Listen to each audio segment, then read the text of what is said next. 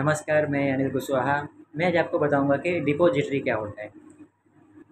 Depository भारतीय company अधिनियम के अनुसार जो कंपनियां जो है रजिस्टर्ड है, वो डिपॉजिटरी के रूप में काम कर सकती है।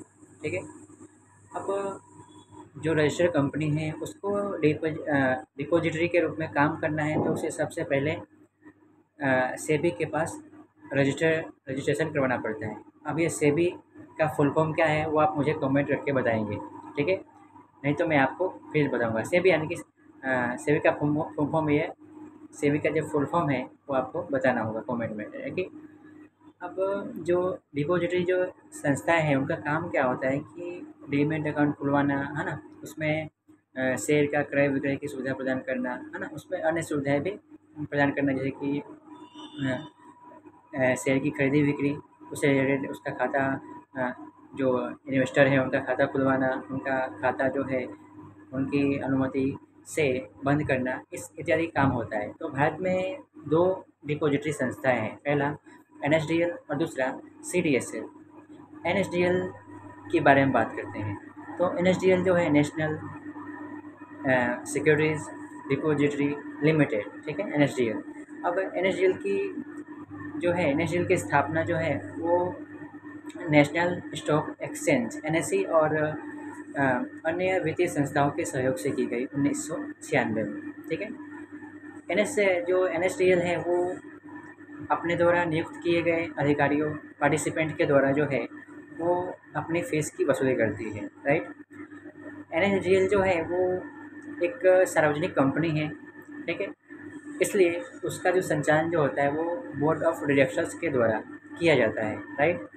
तो एनएसडीएल का काम क्या है कि ऑथोराइज शेयर है ना, डीमैट अकाउंट खुलवाना, फिर बोनस शेयर इत्यादि को जो विनियोग करता है, जो इन्वेस्टर है उनके खाते में जमा करना है ना, और इत्यादि अन्य सुविधाएं जो है प्रदान करती है कौन, एनएसडीएल। राइट। अब बात करते हैं सीडीएसएल। सीडीएसएल जो है ये इसकी स्थापना जो है, इसका पंजीकरण जो 1999 में हुआ था। राइट। अब सीडीएसएल की स्थापना 1999 में, पंजीकरण यानी कि 1999 में हुआ, बराबर।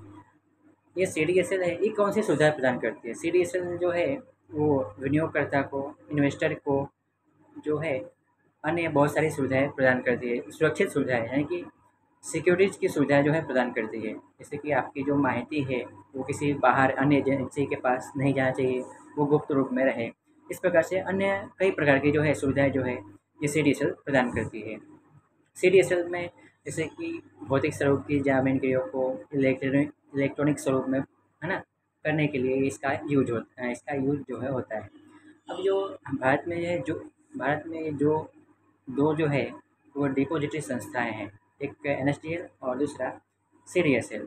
अब सीडीएसएल की जो स्थापना जो है किसके द्वारा हुई, तो मुंबई स्टॉक एक्सचेंज और बैंकों के द्वारा जो है इसकी स्थापना हुई थी 1999 में। राइट। अब मैंने आज आपको बात किया कि ये जो दो जो है डिपॉजिटरी संस्थाएं हैं, एनएसडीएल और सीडीएसएल, ये कौन कौन सा कार्य करती है उसके बारे में बता दूँ। चलिए, ठीक है। तो पहला तो ये है कि डीमटेरियलाइजेशन और रीमटेरियलाइजेशन। अब ये क्या होता है, चलिए बात करते हैं। डीमटेरियलाइजेशन यानी कि भौतिक स्वरूप की जामीनगिरियों का इलेक्ट्रॉनिक स्वरूप में रूपांतरण करना, उसे क्या कहते हैं, डीमटेरियलाइजेशन। और इसी प्रकार रीमटेरियलाइजेशन यानी कि भौतिक इलेक्ट्रॉनिक स्वरूप की जामीनगिरियों का, राइट, उसको भौतिक स्वरूप में रूपांतरण करना, उसको बोलते हैं रीमटेरियलाइजेशन। राइट। अब इसका दूसरा काम है डीमैट अकाउंट खुलवाना। ठीक है। अब राइट, उसका तीसरा काम है, जैसे कि पुराने ज़माने की बात करें तो पहले क्या होता था कि हमें कोई भी शेयर खरीदना होता था तो उसमें बहुत सारे जो है उसमें कागज, उसमें पेपर वर्क करना पड़ता था, स्टैम्प ड्यूटी, फिर डिलीवरी चार्ज, फिर ब्रोकरेज चार्ज, ठीक है, पोस्ट चार्ज, इसमें बहुत सारे चार्जेस जो है देने पड़ते थे। लेकिन वर्तमान में क्या हो गया है कि ये सब सुविधाएं जो है ऑनलाइन हो गई है, जिससे हमें कोई भी शेयर या फिर कुछ भी वस्तु हमें खरीदनी है, कोई भी कंपनी का हमको शेयर खरीदना है तो वो एक बहुत ही आसान प्रक्रिया बन गया है। ठीक है। तो डिपॉजिटरी जो है ये सब सुविधाएं प्रदान करती है।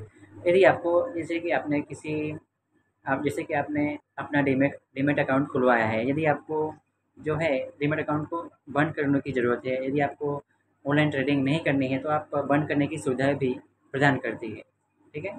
और इसमें जैसे भी आप कोई भी व्यवहार करते हैं, है ना, कोई भी शेयर खरीदी बिक्री करते हैं तो उसका लेखा तुरंत हो जाता है। तो डिपॉजिटरी सेवाएँ जो है ये बहुत ही अच्छी सेवाएँ प्रदान करती है।